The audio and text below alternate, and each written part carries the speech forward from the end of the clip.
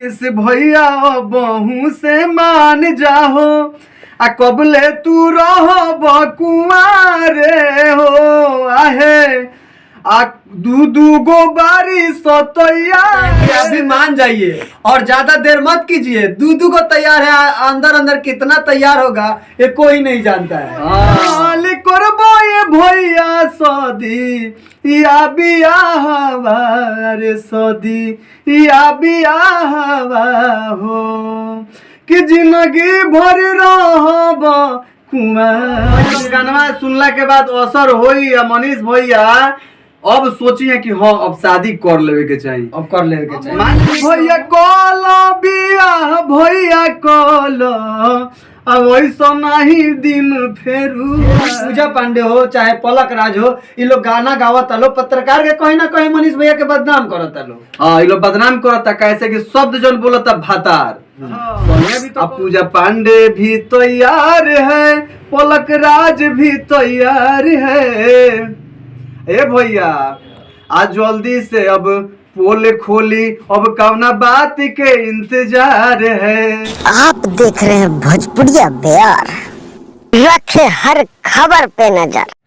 नमस्कार, आज हम बात करेंगे मनीष कश्यप को लेकर, जो कि हाल ही में एक पूजा पांडे थी जो काफी विवादों में रही गाना के माध्यम से, और कुछ दिन बीता ही नहीं तब तक एक और पलक राज आ गई और वो भी भातार शब्द का प्रयोग किया है। तो आज हमारे साथ में है कुमार सत्येंद्र जी और इनसे जानने की कोशिश करेंगे कि इनका क्या कहना है जो पत्रकार को इस तरह से बदनाम करते हुए पलक राज हो या पूजा पांडे हो बदनाम करना चाहती है। तो आइए हमारे बीच है कुमार सत्येंद्र जी से करते हैं। तो सबसे पहले आपका स्वागत है हमारे चैनल में। आपको भी बहुत बहुत स्वागत है, बहुत बहुत धन्यवाद है कि आप यहाँ पे आए हुए हैं, बहुत अच्छा लगा। अच्छा, मनीष कश्यप के शादी को लेकर आप किस तरह से देखते हैं?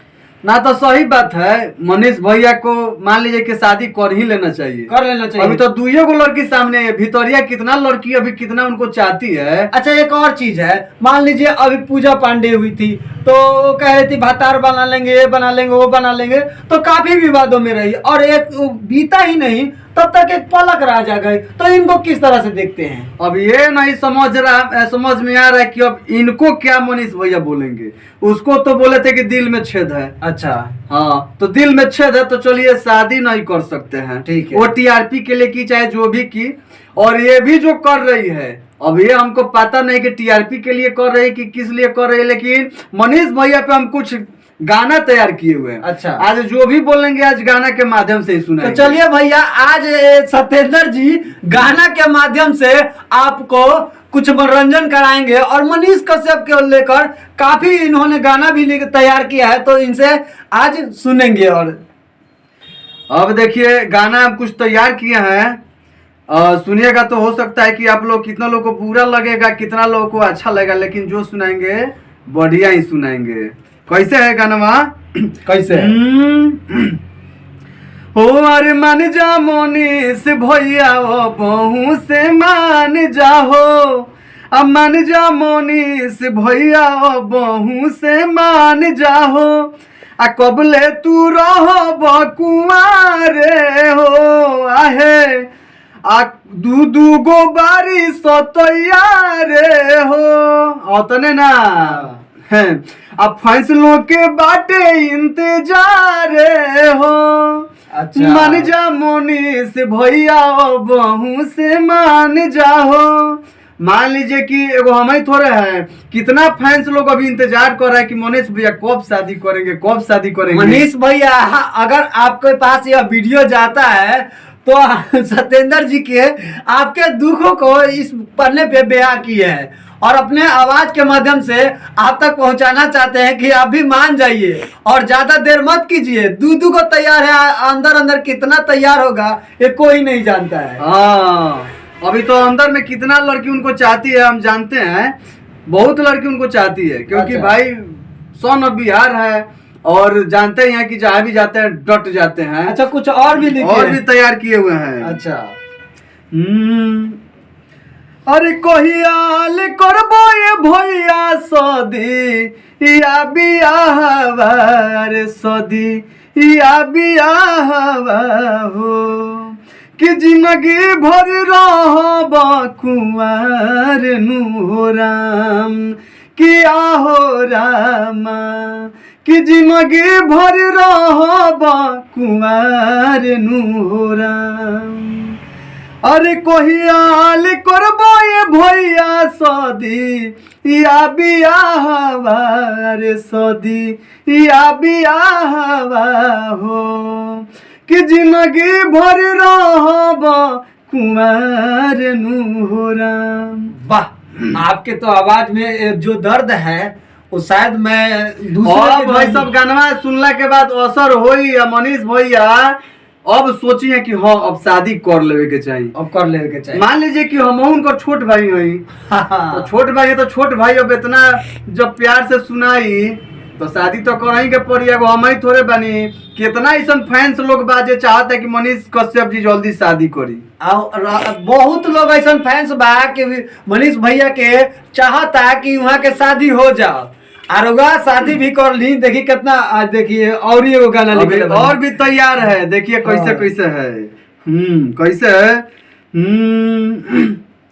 अब भैया कलो बियाह भैया कलो, अब मनीष भैया कलो बियाह भैया कलो, अब ऐसा नहीं दिन फेरू आई।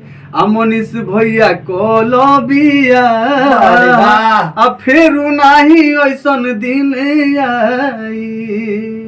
कहूँ कहूँ गा लेवे नी। अच्छा, अरे पत्रकार के साथ साथ कभी कभी गायकार भी। अच्छा रउआ जगह गावतनी, मान ली कि लोग कहता इंटरव्यू के माध्यम से, हर चीज के माध्यम से, मीडिया के माध्यम से, ये जे भी पूजा पांडे हो चाहे पलक राज हो, ये लोग गाना गावता लो, पत्रकार के कहीं ना कहीं मनीष भैया के बदनाम करता लो। हाँ ये लोग बदनाम करता, कैसे कि शब्द जन बोलता भातार, सोहिया भी तो कह सकतनी, पिया भी कह सकतनी, रजहू कह सकतनी। अच्छा, का बहुत जरूर- तरह के बा, मतलब अगर जैसे मन में प्यार बा चाहे जो भी बा तो कुछ अलग शब्द डाल के भी कह सकतनी। लेकिन रोआ पता बोले बा कि मनीषो भैया के निमने लगता, तू भातार कहली तो एगो तो उहो कहले कि जैसे भी उसका घर चल रहा है ठीक है। अच्छा हाँ अभी एक और तैयार है, देखिए कैसे। अच्छा, अब पूजा पांडे भी तैयार है, पलक राज भी तैयार है। वाह, हाँ अब पूजा पांडे भी तैयार है, पलक राज भी तैयार है। ए भैया आज जल्दी से अब पोल खोली, अब कौना बात के इंतजार है। मनीष भैया और अगर दिल में अगर प्यार है तो बस पोल खोल दीजिए। तो कौन और लड़की से अगर प्यार करता है तो खुल के बोले सामने या कर। वो तो कहते हैं हम शादी नहीं हम तो करेंगे। छोट भाई के नाते बोल रहे हैं, हमको मान लीजिए कि आखिर मतलब सोच रहे हैं, इंतजार है। हमको फैंस भी बोल सकते हैं, छोट भाई भी बोल सकते हैं। वो तो कहते हैं हम शादी नहीं करेंगे, शादी करेंगे शादी तो क्या हमारे- नहीं करेंगे, शादी तो करेंगे ही करेंगे। लेकिन अब पता नहीं उनको कौन सा लड़की चाहिए, ये नहीं हमको समझ में आ रहा है। अच्छा हाँ उसको तो दिल में छेद बताए थे। हाँ। और ये जो अभी पलक राज नाम की जो एक लड़की गई है, अब ये नहीं समझ में आ रहा है कि इसको अब क्या कहेंगे। अब क्या यही सब कहें? हमको समझ में नहीं आ रहा है कि अब क्या कहेंगे उसको। तो मनीष भैया से आग्रह है कि अगर यह वीडियो जा रहा है आपके पास तो थोड़ा सोचिए और शादी कृपया जल्दी कीजिए।